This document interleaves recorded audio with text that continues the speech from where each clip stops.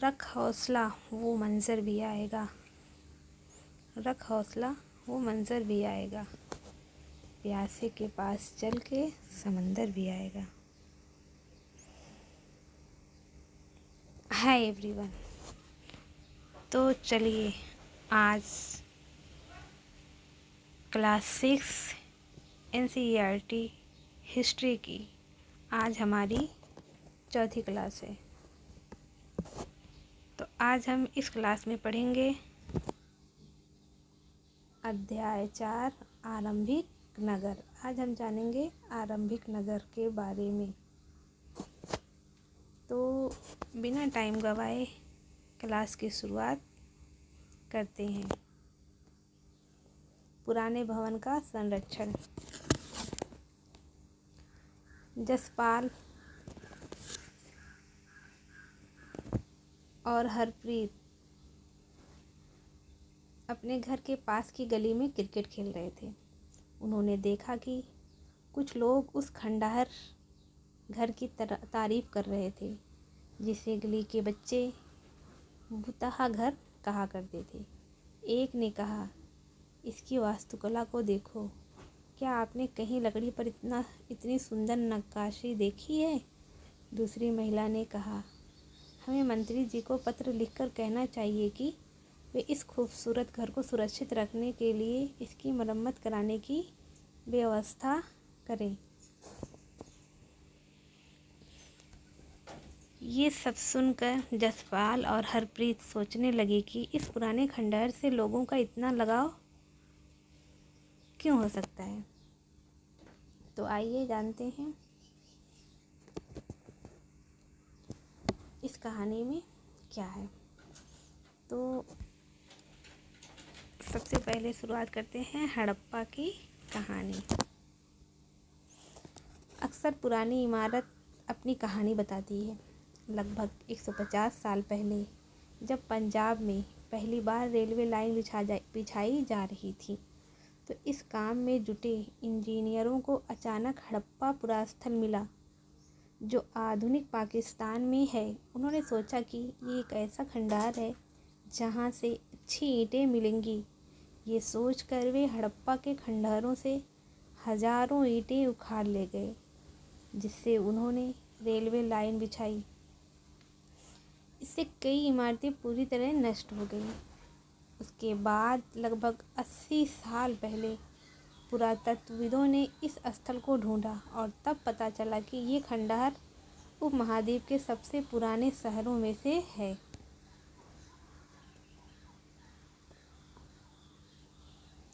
चूँकि इस नगर की खोज सबसे पहले हुई थी, इसलिए बाद में मिलने वाले इस तरह के सभी पुरास्थलों में जो इमारतें और चीज़ें मिली हैं, उन्हें हड़प्पा सभ्यता की इमारतें कहा गया। इन शहरों का निर्माण लगभग 4700 साल पहले हुआ था। एक मिनट।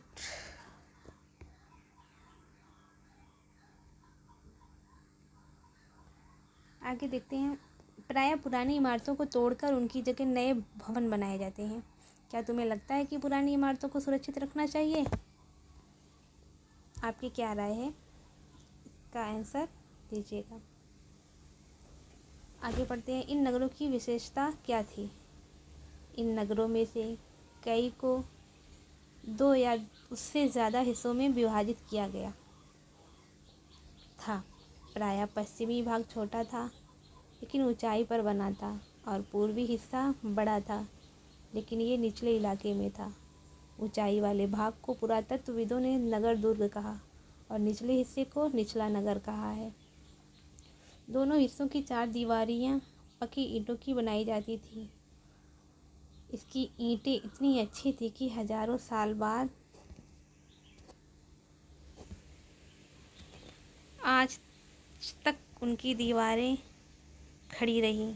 दीवार बनाने के लिए ईंटों की चिकनाई इस तरह करते थे जिससे कि दीवारें खूब मजबूत रहे। कुछ नगरों के दुर्ग में कुछ खास इमारतें बनाई गई थी। मिसाल के तौर पर मोहनजोदड़ो में खास तालाब बनाया गया था जिसे पुरातत्वविदों में महान स्नानागार कहा गया है। इस तालाब को बनाने में ईंट और प्लास्टर का इस्तेमाल किया जाता था, जिसमें पानी का रिसाव रोकने के लिए प्लास्टर के ऊपर चारकोल की परत चढ़ाई गई थी। इस सरोवर में दो तरफ से उतरने के लिए सीढ़ियां बनाई गई थी और चारों ओर कमरे बनाए गए थे। आप मानचित्र पर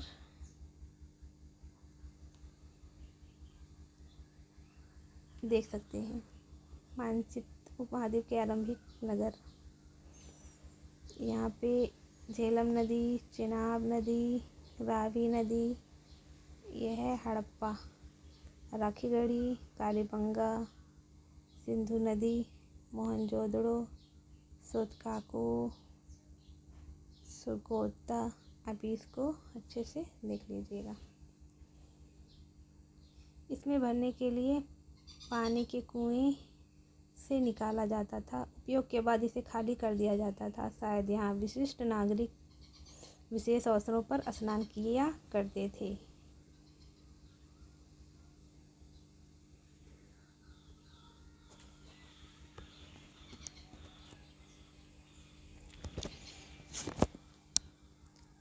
कालीबंगा और लोथल जैसे अन्य नगरों में अग्निकुंड मिले हैं, जहाँ संभवतः यज्ञ किए जाते होंगे। हड़प्पा, मोहनजोदड़ो और लोथल जैसे कुछ नगरों में बड़े बड़े भंडार गृह मिले हैं। ये देखिए, महान स्नानागार, यहाँ पे देख लीजिएगा।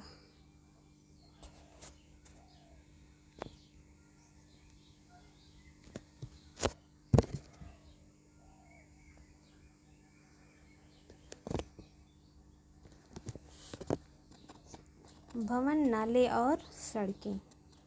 इन नगरों के घर आमतौर पर 1 या 2 मंजिले होते थे। घर के आंगन के चारों ओर कमरे बनाए जाते थे। अधिकांश घरों में एक अलग स्नान घर होता था और कुछ घरों में कुएं भी होते थे। कई नगरों में ढके हुए नाले थे। इन्हें सावधानी से सीधी लाइन में बनाया जाता था। हर नाली में हल्की ढलान होती थी ताकि पानी आसानी से बह सके। अक्सर घरों की नालियों को सड़कों की नालियों से जोड़ दिया जाता था, जो बाद में बड़े नालों में मिल जाती थी। नालों के ढके होने के कारण इनमें जगह जगह पर मेनहोल बनाए गए थे, जिनके जरिए इनकी देखभाल और सफाई की जा सके। घर, नाले और सड़कों का निर्माण योजनाबद्ध तरीके से एक साथ ही किया जाता था। यहाँ पर वर्णित घरों और पिछले अध्याय में वर्णित घरों में तुम्हें क्या अंतर दिखाई देता है? कोई 2 अंतर बताओ।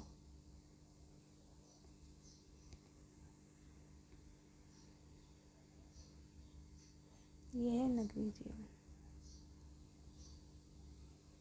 नगरीय जीवन। हड़प्पा के नगरों में बड़ी हलचल रहा करती होगी। यहाँ पर ऐसे लोग रहते होंगे जो नगर की खास इमारतें बनाने की योजना में जुटे रहते थे। ये संभवतः यहाँ के शासक थे। ये भी संभव है कि ये शासक लोगों को भेजकर दूर दूर से धातु, बहुमूल्य पत्थर और अन्य उपयोगी चीज़ें मंगवाते थे। शायद शासक लोग खूबसूरत मनकों तथा सोने चांदी से बने आभूषणों जैसे कीमती चीज़ों को अपने पास रखते होंगे। इन नगरों में लिपिक भी होते थे जो मोहरों पर लिखते ही थे और शायद अन्य चीज़ों पर भी लिखते होंगे जो बच नहीं पाई हैं। इसके अलावा नगरों में शिल्पकार, स्त्री, पुरुष भी रहते थे जो अपने घरों या किसी उद्योग स्थल पर तरह तरह की चीज़ें बनाते होंगे। लोग लंबी यात्राएं भी करते थे और वहाँ से उपयोगी वस्तुएं लाते थे और साथ ही लाते थे सुदूर देशों की किस्से कहानियाँ। मिट्टी से बने कई खिलौने भी मिले हैं जिनसे बच्चे खेलते होंगे। अब आप नगर में रहने वाले लोगों की एक सूची बनाओ। क्या इनमें से कुछ ऐसे लोग हैं जो मेहरगढ़ जैसे गांव में रहते थे? यहाँ पे आप देख सकते हैं मोहनजोदड़ो की एक सड़क और उसमें बना नाला और ऊपर एक कुआं। यहाँ पे आप देख सकते हैं।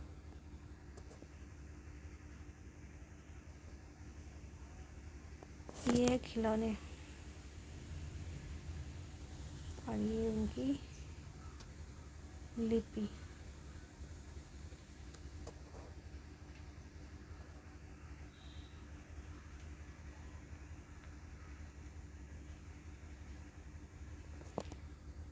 ये है पत्थर के बाट।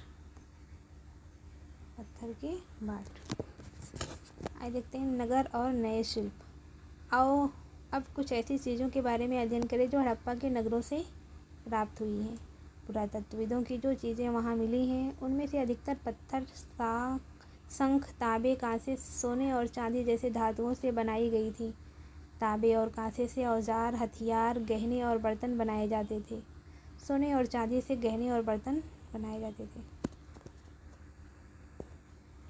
यहाँ मिली सबसे आकर्षक वस्तुओं में मनके, बाट और फलक हैं। यहाँ पे आप देख सकते हैं कुछ ज़ेवरात हैं।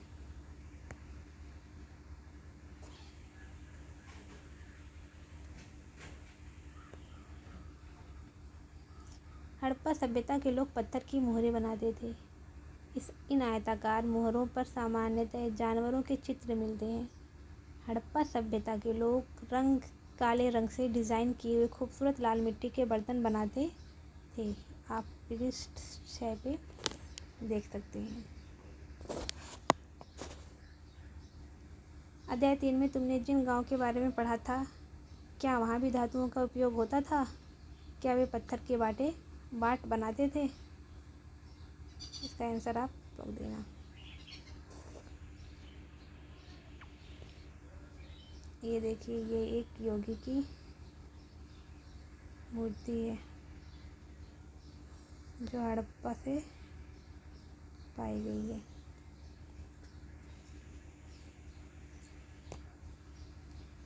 संभवतः 7000 साल पहले मेहरगढ़ में कपास की खेती होती थी। मोहनजोदड़ो से कपड़े के टुकड़ों के अवशेष, चांदी के एक फूलदान के ढक्कन तथा कुछ अन्य तांबे की वस्तुओं से चिपके हुए मिले हैं। पकी मिट्टी तथा फेयंस से बनी तकलियाँ सूत कताई का संकेत देती हैं। तो सबसे पहले कपास की खेती कहाँ हुई? मेहरगढ़ से।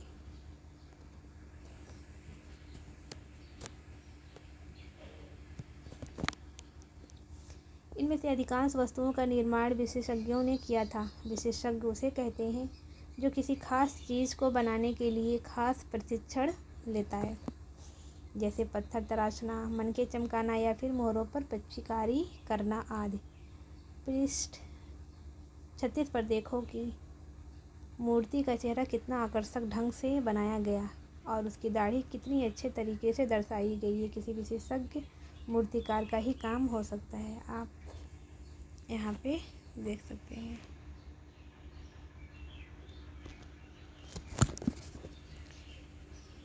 इसकी दाढ़ी,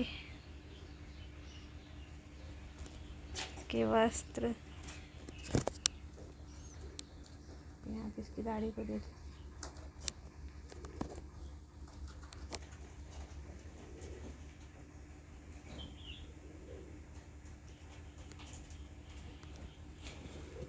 हर व्यक्ति विशेषज्ञ नहीं हो सकता था। हमें ये पता नहीं है कि क्या सिर्फ पुरुष ही ऐसे कामों में प्रशिक्षण हासिल करते थे या फिर केवल महिलाएं ही। शायद कुछ महिलाएं और पुरुष दोनों ही इस काम में दक्ष थे। आइए जानते हैं फेयंस क्या है। फेयंस पत्थर और शंख प्राकृतिक तौर पर पाए जाते हैं, लेकिन फेयंस को कृत्रिम रूप से तैयार किया जाता है। बालू या स्फटिक पत्थरों के चूर्ण को गोंद में मिलाकर उनसे वस्तुएं बनाई जाती थीं। उसके बाद उन वस्तुओं पर एक चिकनी परत चढ़ाई जाती थी। इस चिकनी परत के रंग प्रायः नीले या हल्के समुद्री हरे होते हैं। फेयंस से मनके, चूड़ियाँ, बाले और छोटे छोटे बर्तन बनाए जाते थे।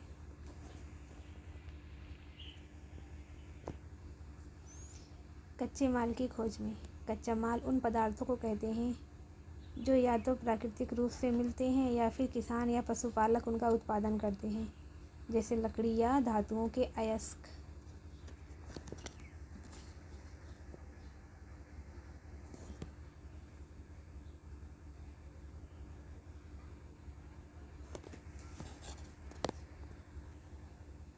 प्राकृतिक रूप से उपलब्ध कच्चे माल हैं, इनसे फिर कई तरह की चीज़ें बनाई जाती हैं। मिसाल के तौर पर किसानों द्वारा पैदा किए गए कपास को कच्चा माल कहते हैं, जिससे बाद में कताई बुनाई करके कपड़ा तैयार किया जाता है। हड़प्पा में लोगों को कई चीज़ें वहाँ मिलती थी, लेकिन तांबा, लोहा, सोना, चांदी और बहुमूल्य पत्थर जैसे पदार्थों को वे दूर दूर से आयात करते थे।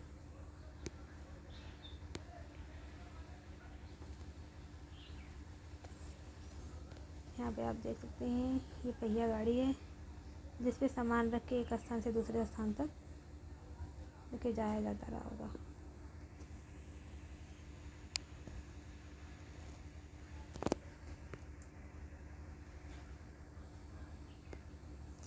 हड़प्पा सभ्यता के लोग तांबे का आयात संभवतः आज के राजस्थान से करते थे।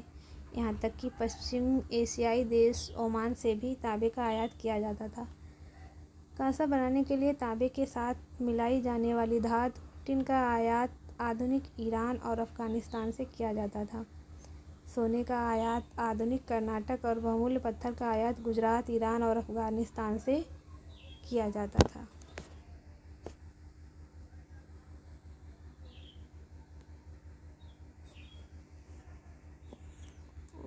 सॉरी,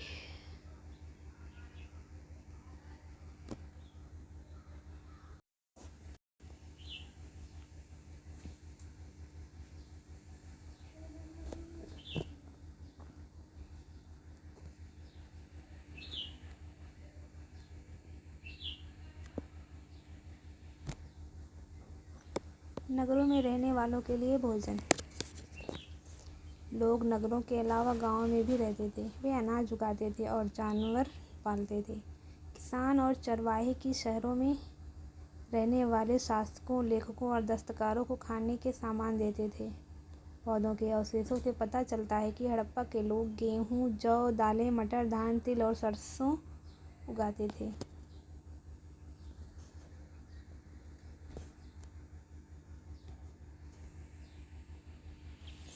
ज़मीन की जुताई के लिए हल का प्रयोग एक नई बात थी। हड़प्पा काल के हल तो नहीं बच पाए हैं क्योंकि वे प्रायः लकड़ी से बनाए जाते थे, लेकिन हल के आकार के खिलौने मिले हैं।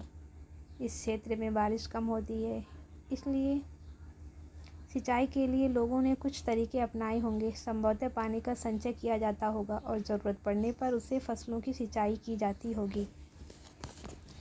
हड़प्पा के लोग गाय, भैंस, भेड़ और बकरियां पालते थे। बस्तियों के आसपास तालाब और चारागाह होते थे, लेकिन सूखे महीनों में मवेशियों के झुंडों को चारा पानी की तलाश में दूर दूर तक ले जाया जाता था। वे बेर जैसे फलों को इकट्ठा करते थे, मछलियाँ पकड़ते थे और हिरन जैसे जानवरों का शिकार करते थे।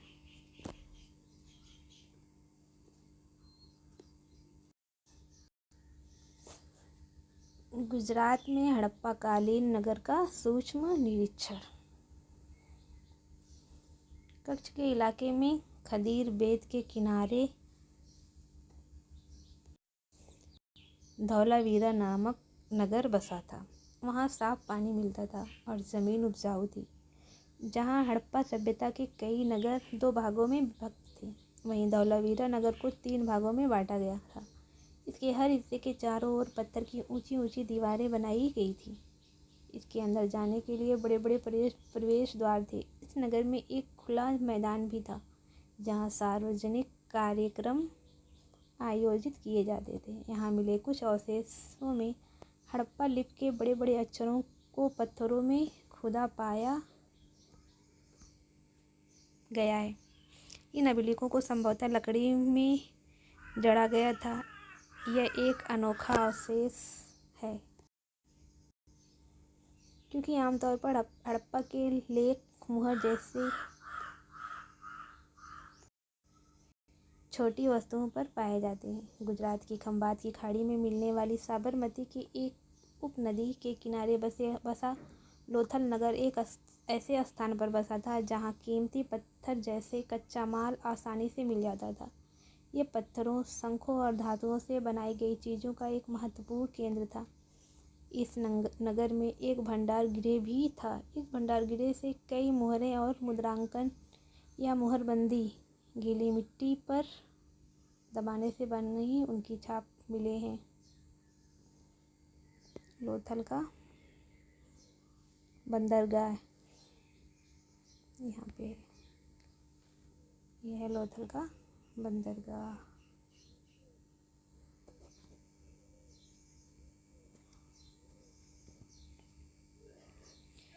यहाँ पर एक इमारत मिली है जहाँ संभवतः मनके बनाने का काम होता था। पत्थर के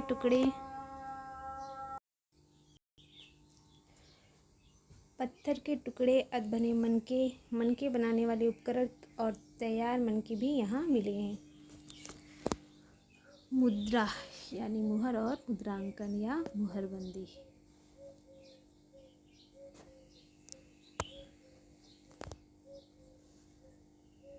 ये है मुद्रा। मोहरों का प्रयोग सामान से भरे उन डब्बों या थैलों को चिन्हित करने के लिए किया जाता होगा जिन्हें एक जगह से दूसरी जगह भेजा जाता था। थैले को बंद करने के बाद उनके मुहाने पर गीली मिट्टी पोतकर उन पर मुहर लगाई जाती थी। मुहर की छाप की मुहरबंदी कहते हैं। अगर ये छाप टूटी हुई नहीं होती थी तो ये साबित हो जाता था कि सामान के साथ छेड़छाड़ नहीं हुई है। आज भी मुहर का प्रयोग होता है। पता लगाओ कि मुहरों का उपयोग इसलिए किया जाता है।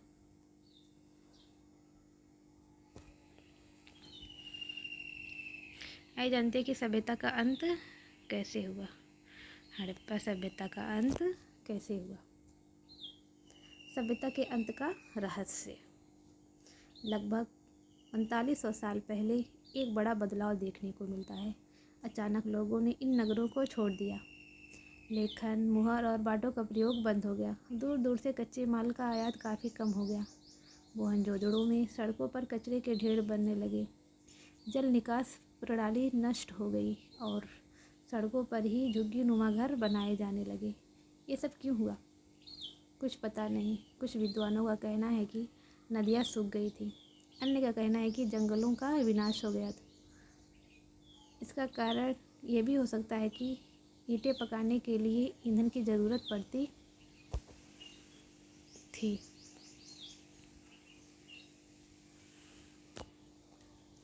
इसके अलावा मवेशियों के बड़े बड़े झुंडों से चारागाह और घास वाले मैदान समाप्त हो गए होंगे। कुछ इलाकों में बाढ़ आ गई, लेकिन इन कारणों से यह स्पष्ट नहीं हो पाता है कि सभी नगरों का अंत कैसे हो गया, क्योंकि बाढ़ और नदियों के सूखने का असर कुछ ही इलाकों में हुआ होगा। ऐसा लगता है कि शासकों का नियंत्रण समाप्त हो गया। जो भी हुआ हो, परिवर्तन का असर बिल्कुल साफ दिखाई देता है। आधुनिक पाकिस्तान के सिंध और पंजाब की बस्तियां उजड़ गई थीं। कई लोग पूर्व और दक्षिण के इलाकों में नई और छोटी बस्तियों में जाकर बस गए। इसके लगभग 1400 साल बाद नए नगरों का विकास हुआ। इनके बारे में तुम अध्याय 6 और 9 में पढ़ोगे।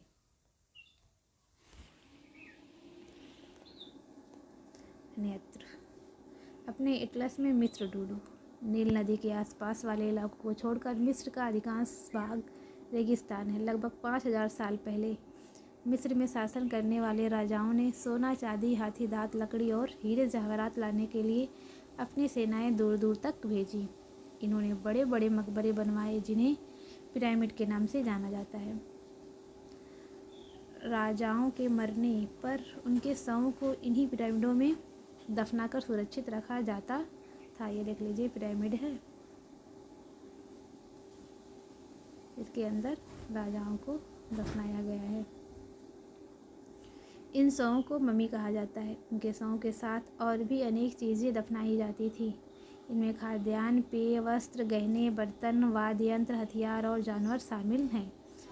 कभी कभी शव के साथ उनके सेवक और सेविकाओं को भी दफनाया दिया जाता था। दुनिया के इतिहास में शवों को दफनाने की परंपरा को देखते हुए मिस्र में सबसे ज़्यादा धन दौलत खर्च किया जाता था।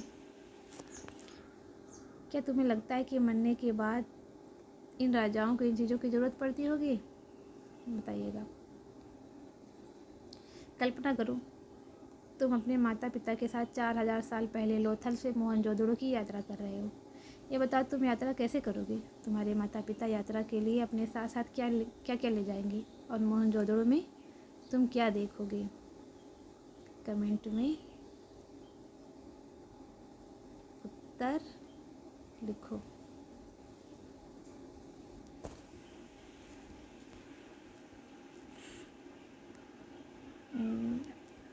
बाकी का सवाल प्रश्न उत्तर आप देख लीजिएगा। नेक्स्ट वीडियो में मैं आपको सभी सवाल और जवाब बताऊंगी। अध्याय 5। अब हम ये अध्याय 5 क्या बताती है हमें किताबें और कब्रें, ये हम कल नेक्स्ट वीडियो में पढ़ेंगे। धन्यवाद।